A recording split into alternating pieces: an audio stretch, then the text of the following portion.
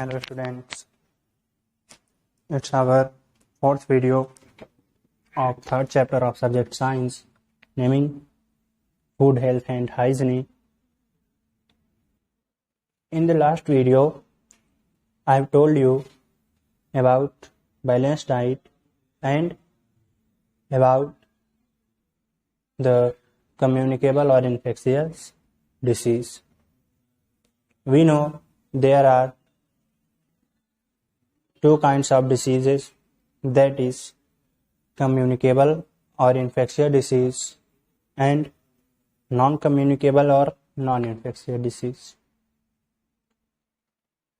The diseases which can spread through any agent or any medium from an infected person to a healthy person are called infectious disease. This disease is spread through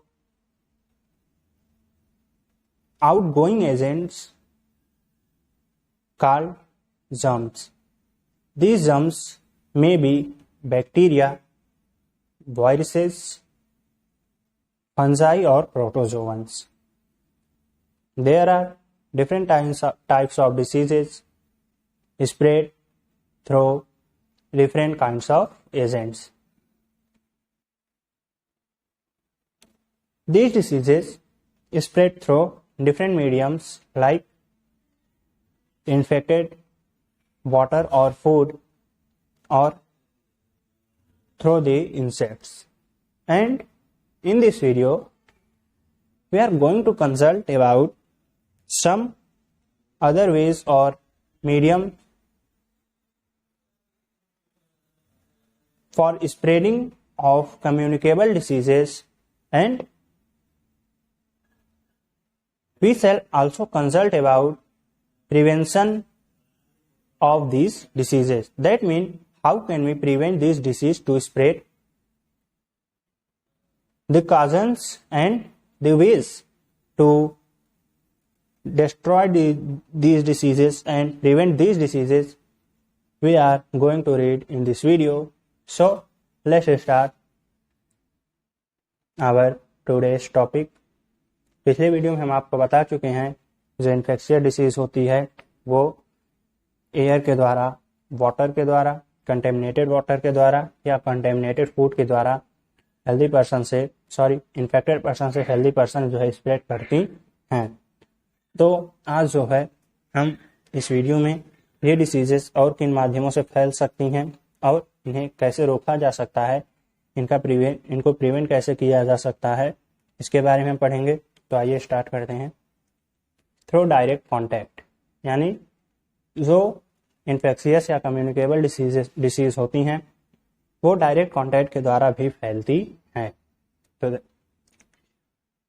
touching an infected person, his clothing or other things used by him can pass on germs, यानी किसी infected या बीमार व्यक्ति को छूना,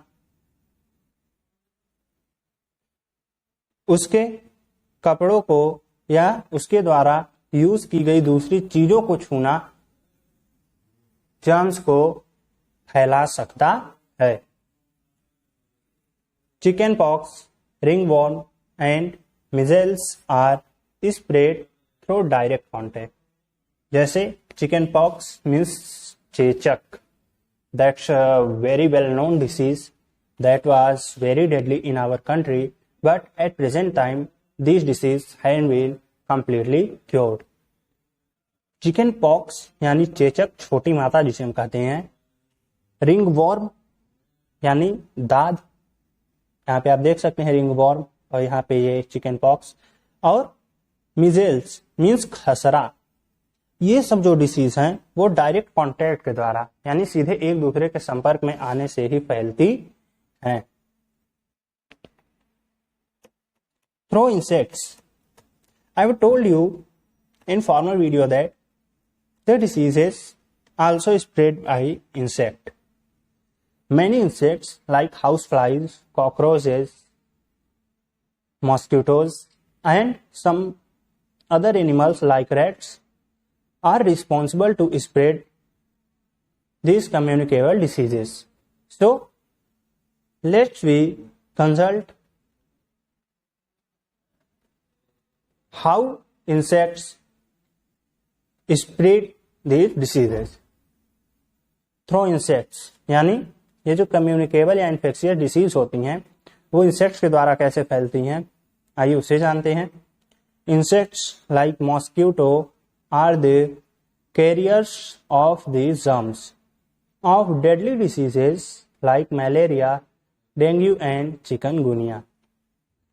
कुछ insect जैसे कि मच्छर, ये जो है कई डेडली डिसीजेस यानी कई बहुत भयावह या मृत्यु कारक बीमारियों के जर्म्स के वाहक होते हैं. यानी ये जो इंसेक्ट्स होते हैं वो कई बीमारियों के जर्म्स को कैरी करते हैं, जैसे कि मलेरिया, डेंगू, चिकनगुनिया इत्यादि जो डेडली डिसीज होती हैं इनके जर्म्स इन्हीं इंसेक्ट्स द्वारा कैरी किए जाते हैं एक पर्सन से दूसरे पर्सन में, और इस तरह इंसेक्ट के द्वारा ये जो डिसीज हैं वो स्प्रेड होती हैं. प्रिवेंशन ऑफ कम्युनिकेबल डिसीजेस, यानी ये जो कम्युनिकेबल डिसीजेस होती हैं जो फैलती हैं संपर्क में आने से या कंटामिनेटेड फूड या वाटर के थ्रू या इंसेक्ट के थ्रू या फिर अदर वे से, उसे हम कैसे रोक सकते हैं इसके बारे में पढ़ते हैं. Cleanliness is the best method of preventing diseases from spreading. यानी ये जो बीमारियां होती हैं कम्युनिकेबल डिसीजेस, इन्हें फैलने से रोकने के लिए स्वच्छता या सफाई सबसे बेहतरीन, सबसे अच्छा उपाय है.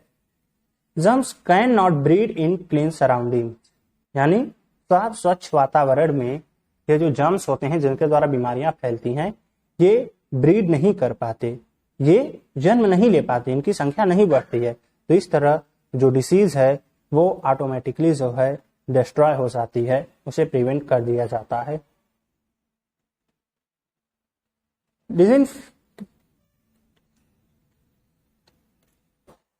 यहां पर देखिए, disinfection of the patients clothing and belongingness, यानी disinfection of the patients clothing and belongingness, यानी जो पेशेंट होता है, जो रोगी होता है और ऐसे लोग जो उससे बिलोंग करते हैं, उससे संबंधित होते हैं, उनके क्लॉथिंग्स, उनके कपड़ों को डिसइंफेक्शन, यानी जो कपड़े वो लोग पहनते हैं उसे जो है कीटाणु रहित कर देना चाहिए. उसे जो है सर्फ में या किसी सूप में उसके द्वारा उसे धोकर उसे हम रोगाणु रहित या डिसइंफेक्ट कर सकते हैं.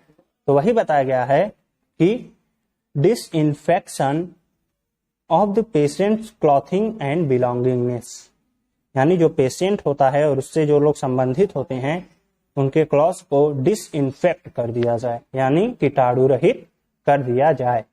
तो ये जो डिसीजेस होती हैं इनका प्रिवेंशन किया जा सकता है. Houses should be airy and should allow sunlight to enter freely as sunlight kills the germs.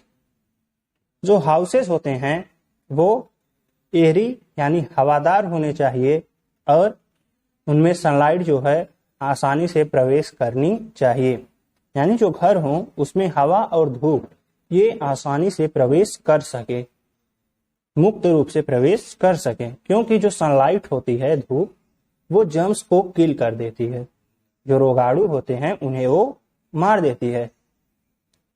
That's why our houses must be airy and should allow the entrance of sunlight. Destruction of breeding grounds of mosquitoes and other carriers.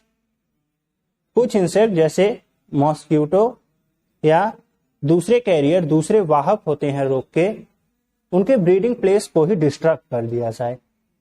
यानी जहां पे ये जन्म लेते हैं mosquito या दूसरे वाहक, जहां पे इनकी संख्या बढ़ती है, ऐसे स्थानों को ही नष्ट कर दिया जाए। तो क्या होगा, ये जो कैरियर्स हैं ये ब्रीड नहीं कर पाएंगे और बीमारियां जो है वो ऑटोमेटिकली जो है फैलना बंद हो जाएंगी।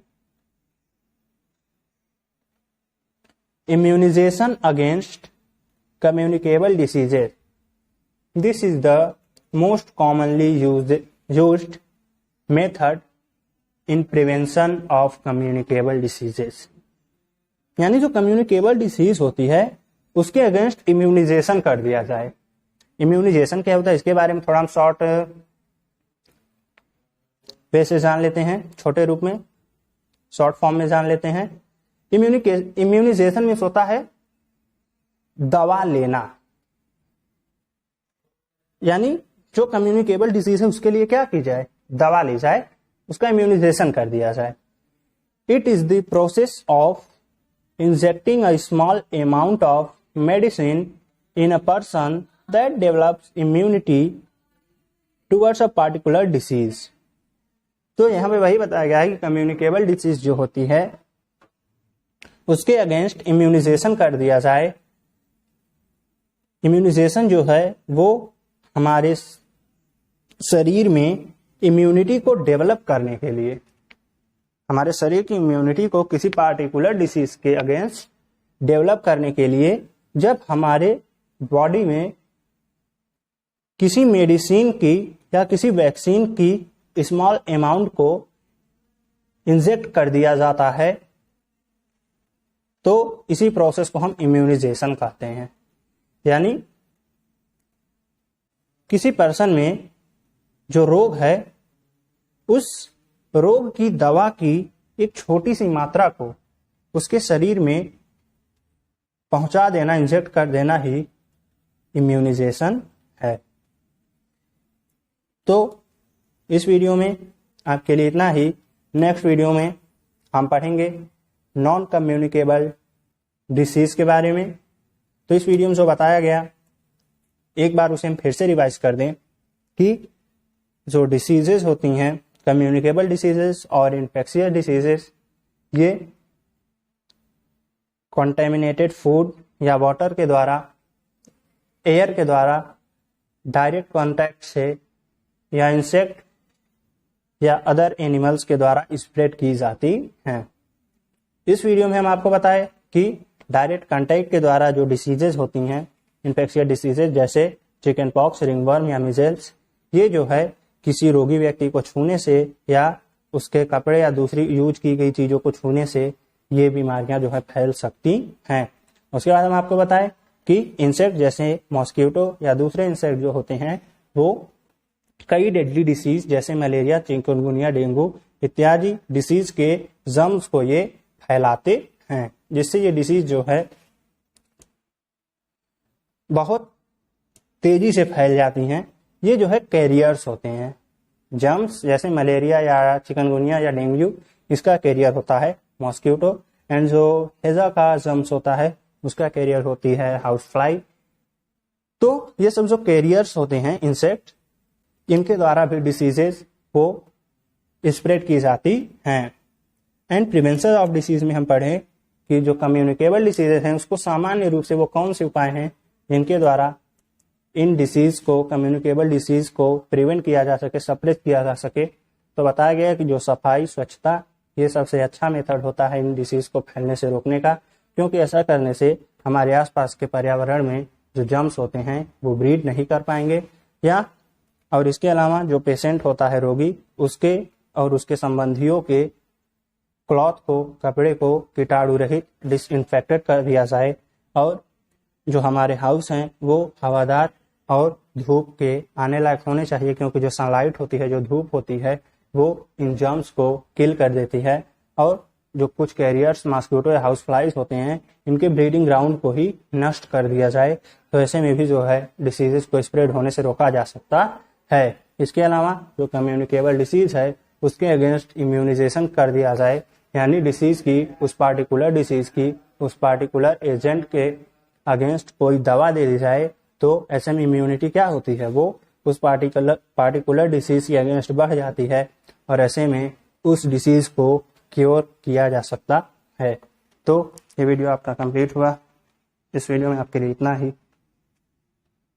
मिलते हैं नेक्स्ट वीडियो में।